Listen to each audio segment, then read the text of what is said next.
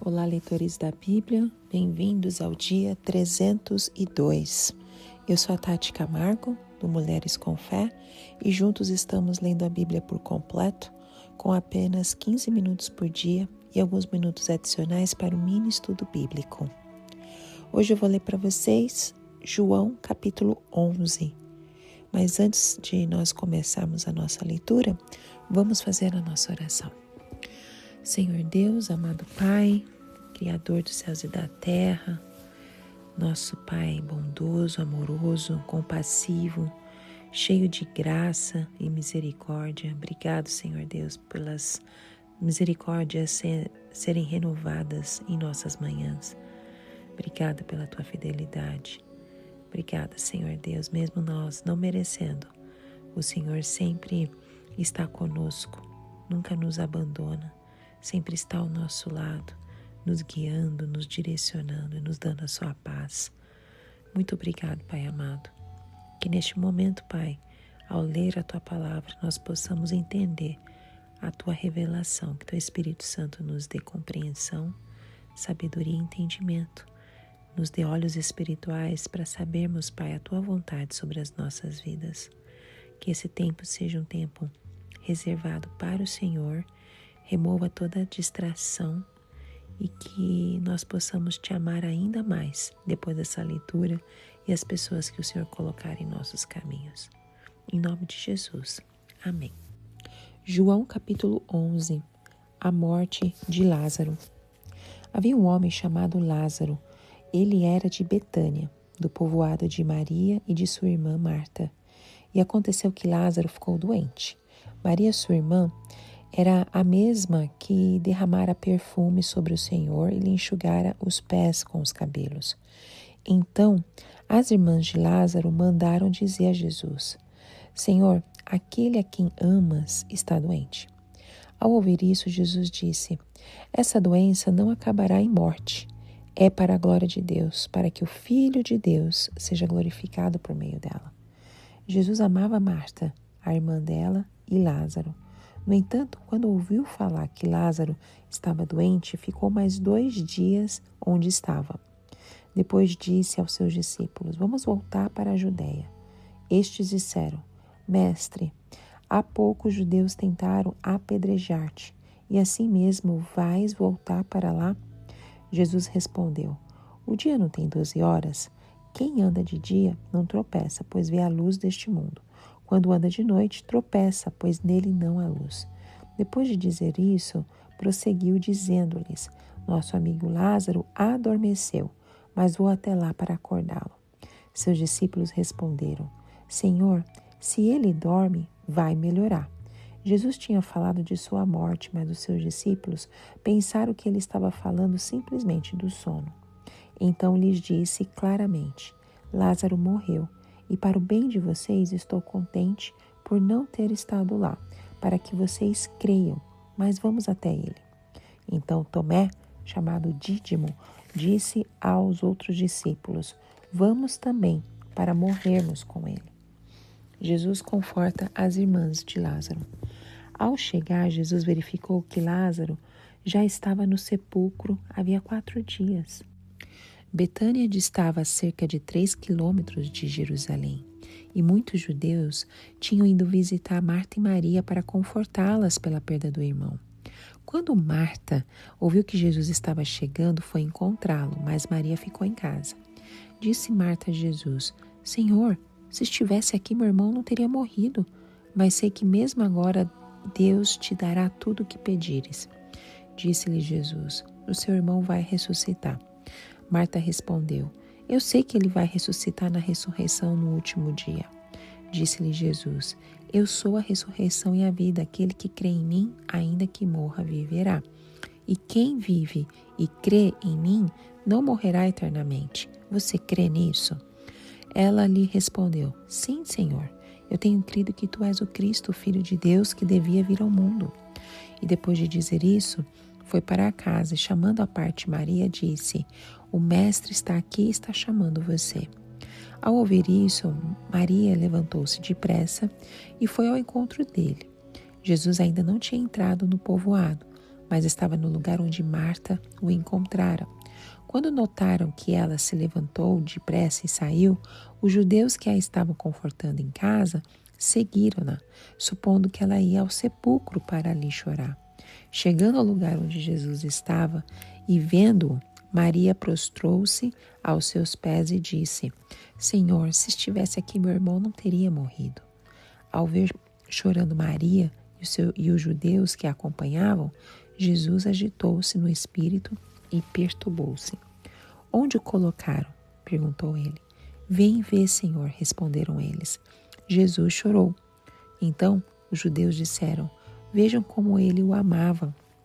Mas alguns deles disseram: Ele, que abriu os olhos do cego, não poderia ter impedido que este homem morresse? Jesus ressuscita Lázaro. Jesus, outra vez profundamente comovido, foi até o sepulcro. Era uma gruta com uma pedra colocada à entrada. Tirem a pedra, disse ele. Disse Marta, irmã do morto: Senhor, ele já cheira mal, pois já faz 4 dias. Disse-lhe Jesus: Não lhe falei que se você cresce veria a glória de Deus? Então tiraram a pedra. Jesus olhou para cima e disse: Pai, eu te agradeço porque me ouviste. Eu sei que sempre me ouves, mas disse isso por causa do povo que está aqui, para que creia que tu me enviaste. Depois de dizer isso, Jesus bradou em alta voz: Lázaro, venha para fora. O morto saiu, com as mãos e os pés envolvidos em faixas de linho e o rosto envolto num pano. Disse-lhes Jesus: Tirem as faixas dele e deixem-no ir. A conspiração para matar Jesus. Muitos judeus que tinham vindo visitar Maria, vendo o que Jesus fizera, creram nele. Mas alguns deles foram contar aos fariseus o que Jesus tinha feito. Então os chefes dos sacerdotes e os fariseus convocaram uma reunião do Sinédrio. O que estamos fazendo? Perguntaram eles. Aí está esse homem realizando muitos sinais miraculosos. Se o deixarmos, todos crerão nele. E então os romanos virão e tirarão tanto o nosso lugar como a nossa nação. Então um deles, chamado Caifás, que naquele ano era o sumo sacerdote, tomou a palavra e disse: Nada sabeis, nada percebeis que vos é melhor que morra um homem pelo povo e que não pereça toda a nação. Ele não disse isso de si mesmo, mas, sendo sumo sacerdote daquele ano, profetizou que Jesus morreria pela nação judaica, e não somente por aquela nação, mas também pelos filhos de Deus, que estão espalhados, para reuni-los num povo. E daquele dia em diante resolveram tirar-lhe a vida. Por essa razão, Jesus não andava mais publicamente entre os judeus.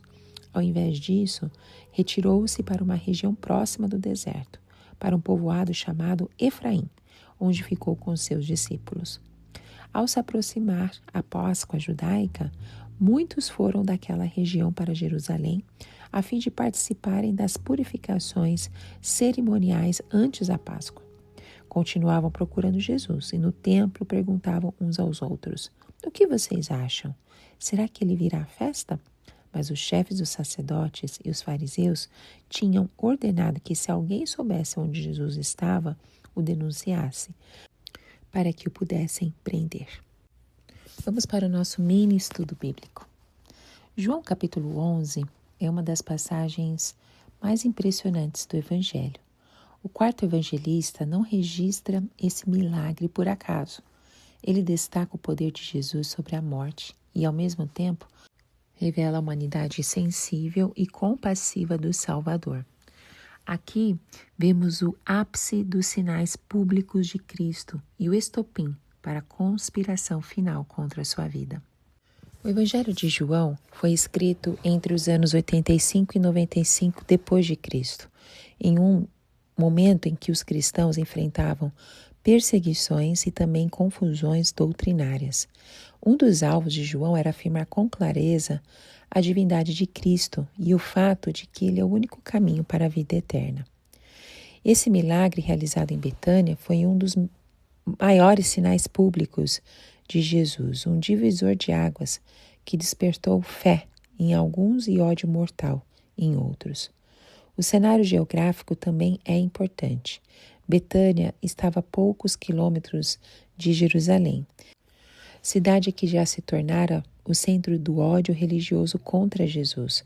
Por isso, ao voltar à Judéia para ressuscitar Lázaro, o Senhor estava caminhando deliberadamente para o confronto final. João 11 revela de forma clara que Jesus é o Senhor da vida e da morte. Ao mesmo tempo, evidencia o amor, a compaixão e o domínio absoluto de Cristo sobre todas as circunstâncias. Nenhum outro texto mostra de maneira tão convincente tanto o poder divino quanto a humanidade compassiva do nosso Salvador. O capítulo se organiza em momentos muito bem definidos, revelando o drama, a fé e a glória de Deus. Lázaro, o amigo de Jesus, ficou doente. Mesmo sendo amado pelo Mestre, ele não foi poupado da enfermidade. Esse fato nos ensina que as doenças não são sinal de falta de fé ou ausência do amor divino. Jesus amava Lázaro, Marta e Maria, mas permitiu que o sofrimento batesse à porta daquela família. Devemos crer que o Senhor Jesus nos ama tanto na saúde quanto na doença. As crises às vezes se agravam. Oremos e aparentemente nada muda, mas Cristo sempre sabe o melhor momento de agir. Jesus sabia da gravidade do caso de Lázaro, mas permaneceu mais 2 dias onde estava. Isso parece contraditório ao amor divino, mas não é. Jesus não age segundo a nossa pressa, mas de acordo com o cronograma do céu. Quando ele decide voltar à Judeia, os discípulos se assustam. Tomé, em especial, expressa um misto de coragem e pessimismo ao dizer: vamos também para morrermos com ele. Aqui podemos ver como o temperamento natural permanece no crente. Tomé era sincero, mas limitado, assim como nós. Ao chegar a Betânia, Jesus encontra Lázaro morto há 4 dias. Marta vai ao seu encontro e demonstra fé misturada com decepção. Senhor, se estivesse aqui, meu irmão não teria morrido. Cristo então faz uma das declarações mais poderosas do Evangelho. Eu sou a ressurreição e a vida. Aquele que crê em mim, ainda que morra, viverá. Nessas palavras, Jesus deixa claro que a vida e a morte estão em suas mãos. Ele não apenas ressuscita, ele é a própria ressurreição.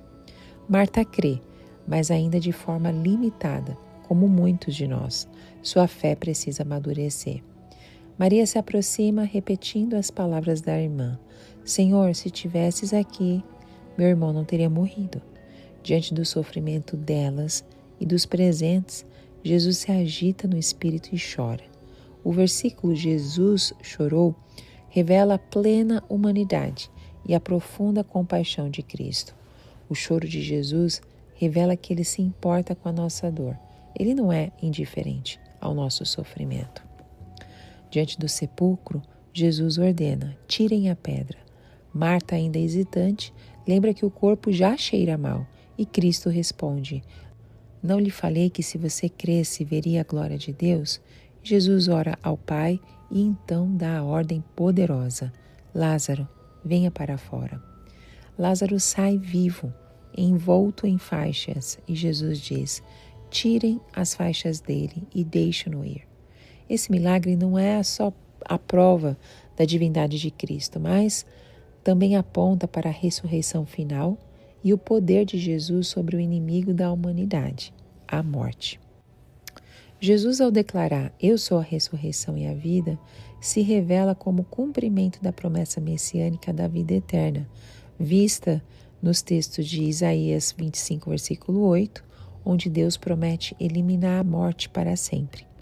A ressurreição de Lázaro aponta para a ressurreição final, conforme Daniel, capítulo 12, versículo 2. As palavras de Caifás, embora maliciosas, se tornam proféticas.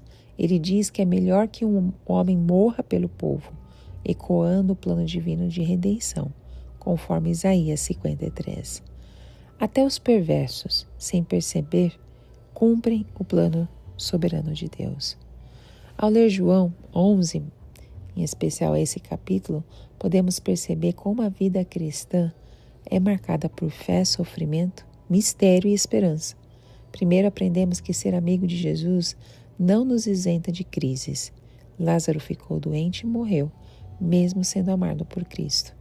Segundo, podemos ver que Jesus sempre age no tempo certo. Sua demora não é descaso, mas sabedoria. Quando ele parece não responder, está preparando algo maior. Terceiro, percebo que a minha fé, assim como de Marta e Maria, é limitada. Muitas vezes creio no poder de Cristo para o passado ou o futuro, mas luto para confiar no presente. Quarto, descubro que Jesus se importa profundamente comigo. Ele não é um Deus frio, distante ou indiferente. Ele chora comigo, entende as minhas dores e intervém com poder. Quinto, somos lembrados de que o poder de Cristo vai além dos limites humanos. Diante do impossível, ele diz: tirem a pedra. Ou seja, faço o que posso. Ele faz o impossível. Por fim, o texto nos desafia a crer que a morte não tem a última palavra. Em Cristo, a vida triunfa, como escreveu Paulo em 1 Coríntios 15, 54. A morte foi destruída pela vitória. João 11 não fala apenas de um milagre do passado. Ele antecipa o que Cristo fará de forma definitiva: ressuscitar os que nele creem para a vida eterna. Amém? E assim nós terminamos este capítulo com esse mini estudo bíblico e espero que você tenha sido abençoado, possa compartilhar essa palavra com alguém que você encontrar hoje e eu te vejo no próximo áudio. Tchau, tchau.